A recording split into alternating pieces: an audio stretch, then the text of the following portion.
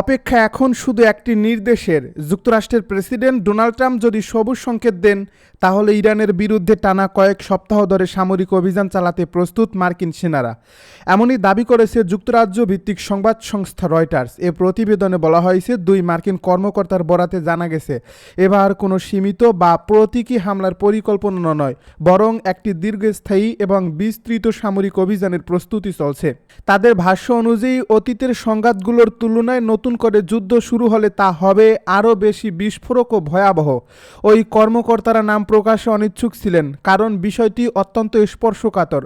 তারা সতর্ক করে বলেছেন, এই ধরনের সামরিক প্রস্তুতির খবর প্রকাশ্যে আসায় যুক্তরাষ্ট্র ও ইরানের চলমান কূটনৈতিক আলোচনা চরম ঝুঁকির মুখে পড়তে পারে। প্রশ্ন উঠছে, তাহলে কি কূটনীতি ভেঙে পড়ার পথে, নাকি যুদ্ধের প্রস্তুতি দিয়েই আলোচনার টেবিলে চাপ বাড়াতে চাইছে ওয়াশিংটন?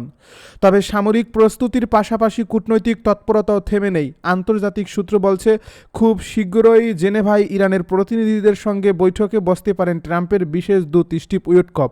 মধ্যস্থতাকারী হিসেবে আলোচনায় সক্রিয় ভূমিকা রাখতে পারে ওমান। কূটনৈতিক মহলে আলোচনা চলছে, এই বৈঠক কি সংকট সমাধানের পথ খুলবে, নাকি এটি হবে শেষ চেষ্টা?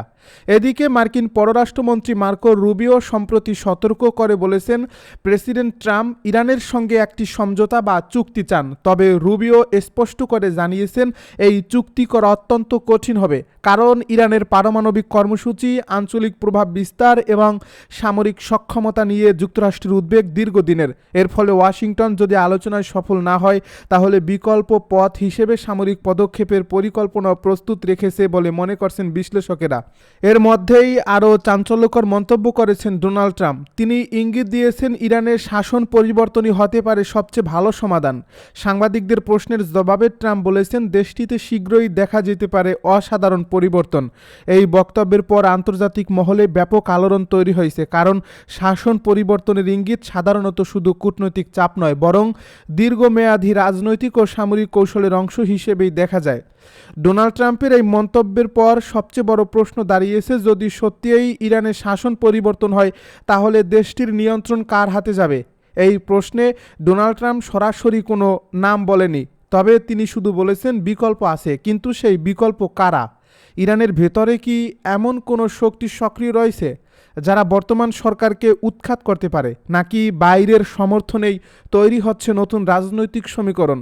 বিশ্লেষকদের মতে, ট্রাম্প প্রশাসনের নীতিগত অবস্থান অনুযায়ী ইরানের সম্ভাব্য বিকল্প নেতৃত্ব নিয়ে নির্দিষ্ট কোনো একক সিদ্ধান্ত এখনও চূড়ান্ত হয়নি। তবে আলোচনার কেন্দ্রে রয়েছে প্রধানত দুটি পক্ষ। একটি হলো ইরানের সাবেক রাজ পরিবারের উত্তরসূরি রেজা পাহালভি, আর অন্যটি হলো ইরানের বিরোধী জোট national council of resistance of ইরানের নেত্রী মরিয়ম রাজহাবি। রেজা পাহালভি ইরানের শেষ শাহ মোহাম্মদ রেজা পাহালভির ছেলে। দীর্ঘদিন ধরে তিনি যুক্তরাষ্ট্রসহ পশ্চিমা বিশ্বের কাছে ইরানের বর্তমান সরকারের বিরোধী কণ্ঠ হিসেবে পরিচিত। ট্রাম্প সম্প্রতি পাহালভিকে একজন ভালো মানুষ হিসেবে উল্লেখ করেছেন, তবে একই সঙ্গে তিনি এটাও বলেছেন, পাহালভি ইরানি জনগণের কাছে কতটা গ্রহণযোগ্য হবেন তা নিয়ে অনিশ্চয়তা রয়েছে, কারণ ইরানের শাসনের স্মৃতি অনেকের কাছে নেতিবাচক হিসেবে বিবেচিত। তবুও পাহালভি বর্তমানে ট্রাম্প প্রশাসনের কাছে ইরানের বর্তমান সরকার উৎখাতে সহায়তা চাইছেন বলে রাজনৈতিক সূত্রগুলো বলছে। ইরানের প্রেসিডেন্ট মাসুদ পেজেশকিয়ানের উদ্দেশ্যে একটি গুরুত্বপূর্ণ বার্তা পাঠিয়েছেন রাশিয়ার প্রেসিডেন্ট ভ্লাদিমির পুতিন। ইসলামী বিপ্লবের বিজয়ের ৪৭তম বার্ষিকী উপলক্ষে পাঠানো এই বার্তাকে কেন্দ্র করে আন্তর্জাতিক মহলে নতুন করে আলোচনার ঝড় উঠেছে। কারণ পুতিনের বক্তব্য শুধু আনুষ্ঠানিক শুভেচ্ছা নয়, বরং এতে স্পষ্টভাবে উঠে এসেছে ইরানের সার্বভৌমত্ব ও নিরাপত্তা রক্ষার প্রশ্নে রাশিয়ার দৃঢ় অবস্থান। বর্তমান বৈশ্বিক উত্তেজনার প্রেক্ষাপটে এই বার্তা এমন এক সময়ে এসেছে যখন মধ্যপ্রাচ্য, ইউরেশিয়া এবং বিশ্ব রাজনীতিতে একাধিক সংঘাত ও টানাপোড়েন তৈরি হয়েছে। ফলে অনেকেই মনে করছেন, মস্কো ও তেহরানের সম্পর্ক এখন শুধু কূটনৈতিক পর্যায়ে সীমাবদ্ধ নেই, বরং এটি ধীরে ধীরে একটি শক্তিশালী কৌশলগত জোটে রূপ নিচ্ছে। পুতিন তার বার্তায় ইরানের প্রেসিডেন্ট এবং দেশটির জনগণকে আন্তরিক শুভেচ্ছা জানান। তিনি উল্লেখ করেন, রাশিয়া ও ইরানের সম্পর্ক বন্ধুত্বপূর্ণ এবং সুপ্রতিবেশী সুলভ। এই কথাগুলো শুনতে সাধারণ মনে হলেও আন্তর্জাতিক কূটনীতির ভাষায় এগুলোর গভীর অর্থ রয়েছে। কারণ যখন দুই রাষ্ট্রপ্রধান প্রকাশ্যে সম্পর্ককে বন্ধুত্বপূর্ণ এবং সুপ্রতিবেশী বলে ঘোষণা দেন, তখন সেটি একটি দীর্ঘমেয়াদী রাজনৈতিক অবস্থানের ইঙ্গিত দেয়।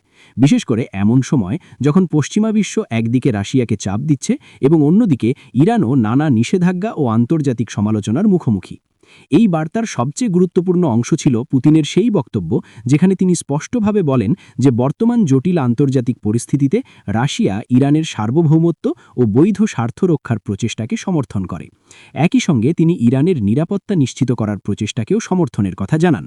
রাজনৈতিক বিশ্লেষকদের মতে এই বক্তব্য কেবল সৌজন্যমূলক নয়, বরং এটি একটি কৌশলগত বার্তা যা বিশ্বকে জানিয়ে দিচ্ছে যে রাশিয়া ইরানকে একা পড়ে থাকতে দেবে না। অর্থাৎ তেহরানের ওপর যদি আন্তর্জাতিক চাপ আরও বাড়ে, তাহলে মস্কো সেই চাপ মোকাবিলায় প্রকাশ্যে ইরানের পাশে থাকবে। এই বার্তাটি প্রকাশ করা হয়েছে মস্কোতে অবস্থিত ইরানি দূতাবাসের টেলিগ্রাম চ্যানেলে, এবং সেখানেই পুতিন আরও বলেন তিনি আত্মবিশ্বাসী যে মস্কো ও তেহরানের মধ্যে সমগ্র কৌশলগত সহযোগিতা ধারাবাহিকভাবে আরও শক্তিশালী হবে।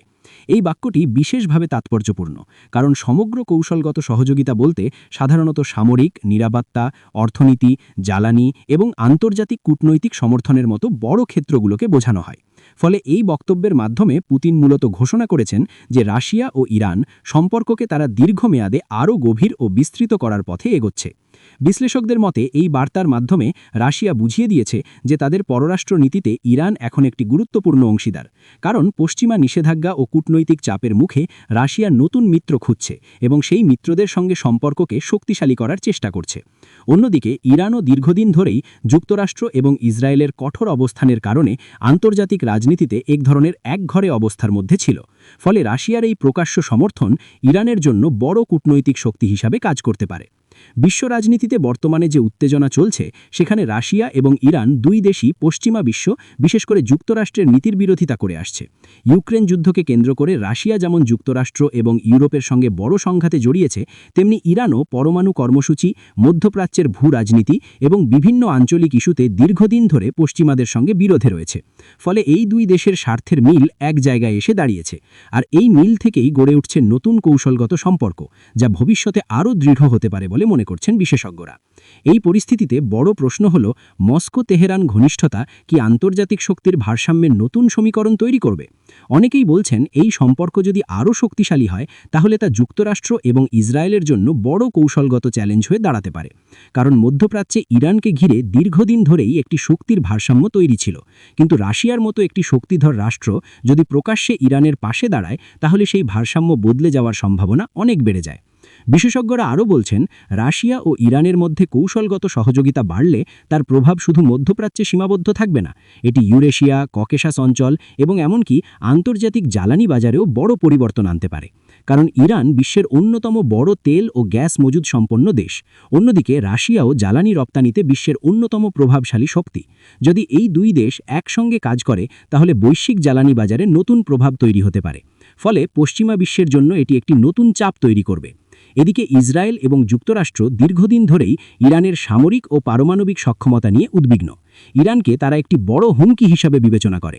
এমন অবস্থায় রাশিয়ার প্রকাশ্য সমর্থন ইরানের আত্মবিশ্বাস আরও বাড়াতে পারে, কারণ কূটনৈতিকভাবে শক্তিশালী মিত্র থাকা মানেই আন্তর্জাতিক মঞ্চে আরও সাহসী অবস্থান নেওয়া। অনেকেই মনে করছেন পুতিনের এই বার্তা একদিকে যেমন ইরানকে আশ্বস্ত করছে, অন্যদিকে পশ্চিমাদের জন্য একটি সতর্ক বার্তাও বহন করছে।